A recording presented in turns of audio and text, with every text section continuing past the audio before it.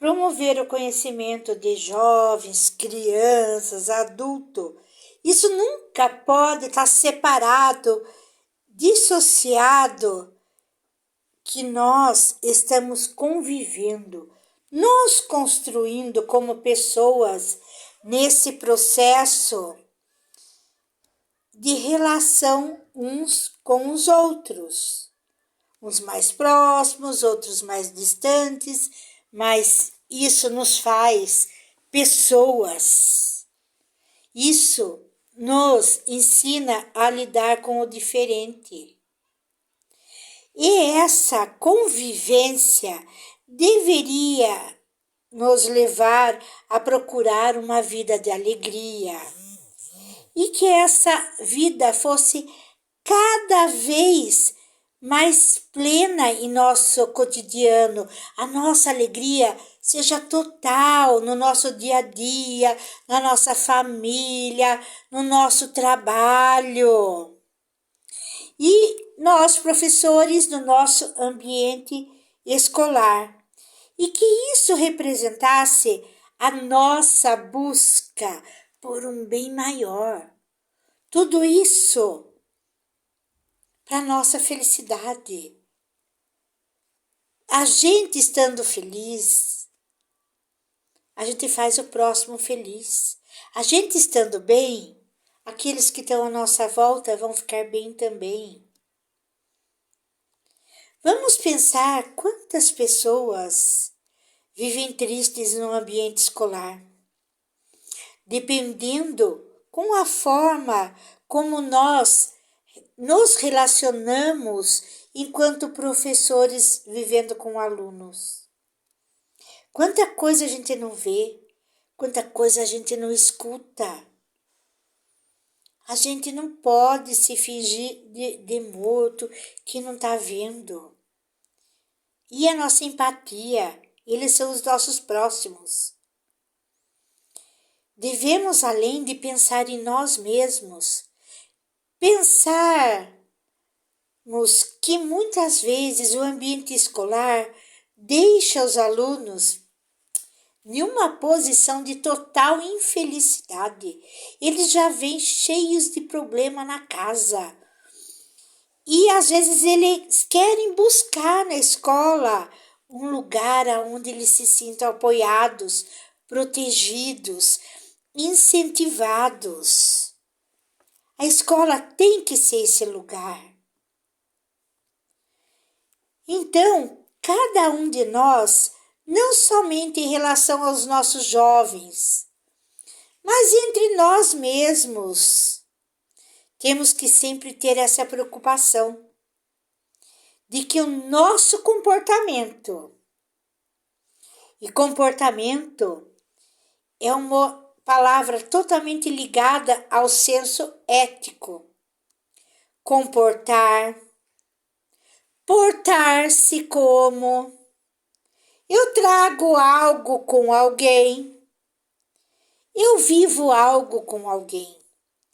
E este estado de viver algo com alguém precisa estar marcado pelo princípio da alegria, em busca da felicidade, em vez de tristeza, raiva, rancor e da infelicidade.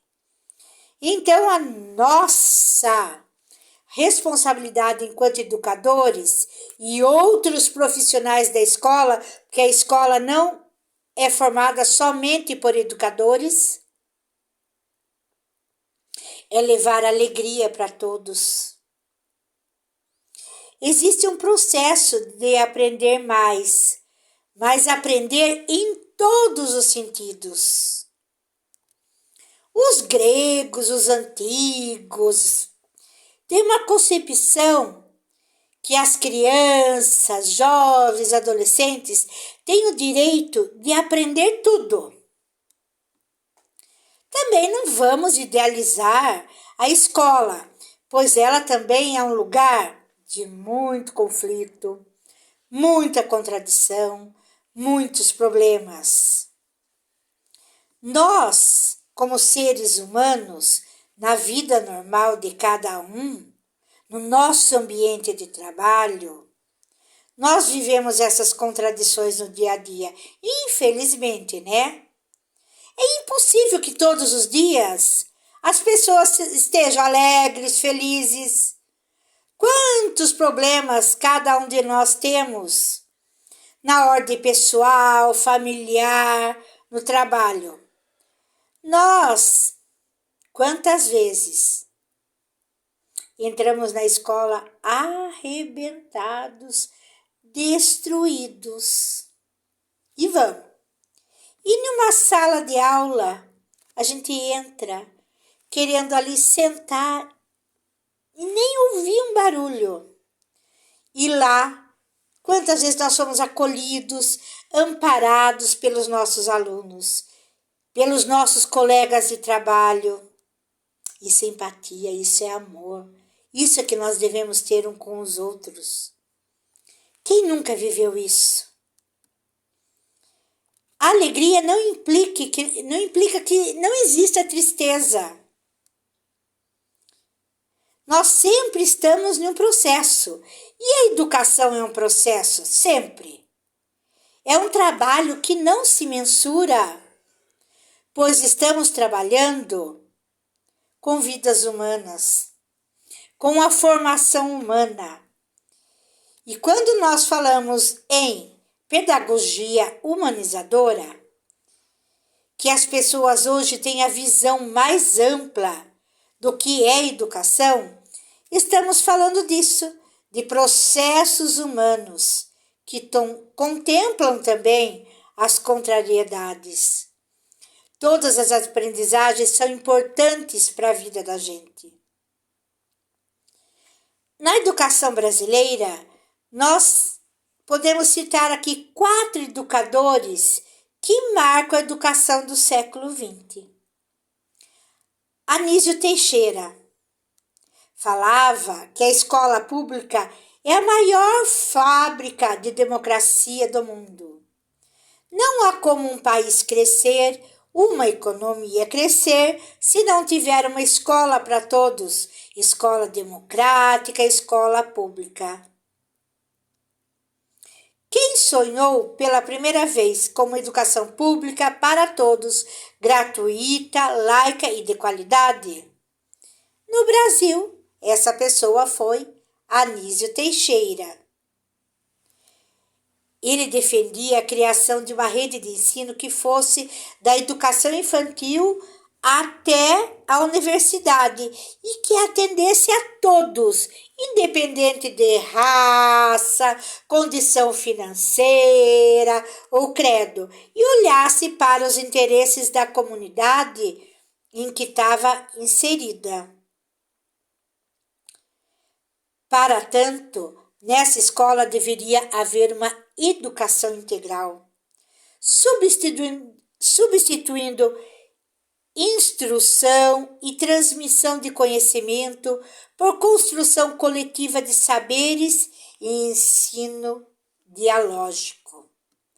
Além disso, ele defendia a necessidade de estimular o senso crítico, analítico, reflexivo, além do preparo para a cidadania. Só existirá democracia no Brasil no dia em que se montar no país a máquina que prepara as democracias. Essa máquina é a escola pública em que nós estamos inseridos. E tudo isso depende de nós, profissionais da educação, educadores. Outro educador que era amigo do Anísio é Paulo Freire. Quem não conhece da pedagogia do oprimido? Pois ele se sentiu muitas vezes oprimido. Ele, filho de militar, perdeu o pai cedo, a mãe teve que se mudar, ele teve muito problema de saúde. Então, ele, como um adolescente, ele não acompanhava um ensino normal. ele tinha sérias dificuldades, então ele sabia do que ele estava falando. Quando ele começou a estudar, ele olhou para dentro de si e viu qual a necessidade de muitos como eles. Na pedagogia do oprimido, porque muitas das pedagogias foram pedagogias dos opressores. O mais célebre educador brasileiro, autor da pedagogia do oprimido, defendia como objetivo da escola ensinar o aluno a ler o mundo para poder transformá-lo. Educação é conscientizar o aluno. Isto significa em relação às parcelas desfavorecidas da sociedade, levá-las a entender a sua situação de oprimidas, não para elas se tornarem opressores, mas que elas possam estar de igual para igual, em favor da sua própria libertação. Ao propor uma prática em sala de aula, o Paulo Freire, que pudesse desenvolver a criticidade dos alunos, Freire condenava o ensino oferecido pela ampla maioria das escolas. Isto é, a burguesia, as escolas da burguesia, né? Há muito tempo atrás, que ainda tem muito, que ele qualificou como de educação bancária, onde os alunos eram depositários daquilo, como se eles não soubessem nada. Nela, segundo Freire, o professor age como quem deposita conhecimento num aluno apenas receptivo, dócil. Em outras palavras, o saber é visto como uma doação dos que se julgam seus detentores. Trata-se para Freire de uma escola alienante, mas não menos ideologizada do que a que ele propunha para despertar a consciência dos oprimidos.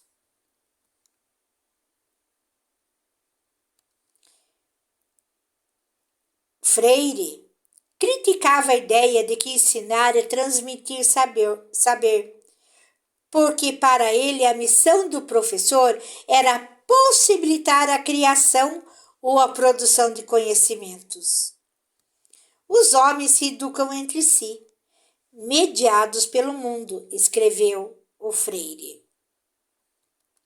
As qualidades e virtudes são construídas por nós no esforço que nos impomos para diminuir a distância entre o que dizemos e fazemos. Outro, Darcy Ribeiro, que foi um sociólogo, antropólogo, educador, escritor e principalmente indigenista, que ele era defensor da causa indígena e da educação pública. Ele teve um programa, né, no governo que visava implementar 500 unidades escolares denominadas CIEPs, Centro Integrado de Educação Pública, no estado do Rio de Janeiro. Eram escolas de tempo integral que os estudantes teriam atividades escolares regulares, além de reforço escolar, educação física, iniciação esportiva, projetos culturais, como aula de música, pintura, teatro. Darcy Ribeiro foi defensor da educação enquanto direito e a vinculava diretamente à desigualdade do Brasil. Novamente, a desigualdade. dizia que a educação no Brasil não é crise, é um projeto. Saviani, vamos falar um pouco de Saviano de Hermeval Saviani. Ele apropriava-se da metodologia da pedagogia histórico-crítico da abordagem dos conteúdos. O professor Saviani, ele procurava resgatar os conhecimentos prévios dos alunos e, a partir desses, suprir os conhecimentos popularmente construídos, a fim de que os aprendizes transformem sua realidade e a sociedade com a nova concepção desses conteúdos. Esse método visa estimular a atividade e iniciativa do professor, propiciar o diálogo e a participação efetiva dos alunos e do professor, sem deixar de valorizar o diálogo com a cultura já acumulada historicamente. Levar em conta os interesses, os ritmos de aprendizagem e o desenvolvimento psicológico dos alunos, sem perder à vista a sistematização lógica dos conhecimentos, sua ordenação e gradação para efeitos do processo de assimilação dos conteúdos cognitivos. Então, pense bem, tudo é uma dialética, é um diálogo. Nós temos os dois lados. Nós temos que nos colocar no lado do nosso aluno também. Como é e o que é que precisa para que ele se interesse pela cultura, para que ele se interesse por aprender mais, se interesse pela escola. O que falta para o nosso aluno fazer parte, se sentir parte, onde nós vamos criar a catarse nesses alunos. Tudo isso nós temos que analisar, pensar, para que realmente a nossa escola ela possa ser diferente, ela possa ter uma prática social diferenciada. Nós todos temos esse compromisso com os nossos alunos. E nós sabemos que nós somos capazes de mudar. Nós temos também o José Carlos Libânio, criador da pedagogia crítico-social dos conteúdos, que ele relaciona a teoria da educação, da didática, da formação dos professores, ensino, aprendizagem, organização e gestão da escola. Então, todos esses são pensadores, estudiosos, filósofos, que trouxeram bastante coisa para a educação de hoje. Mas eles trouxeram isso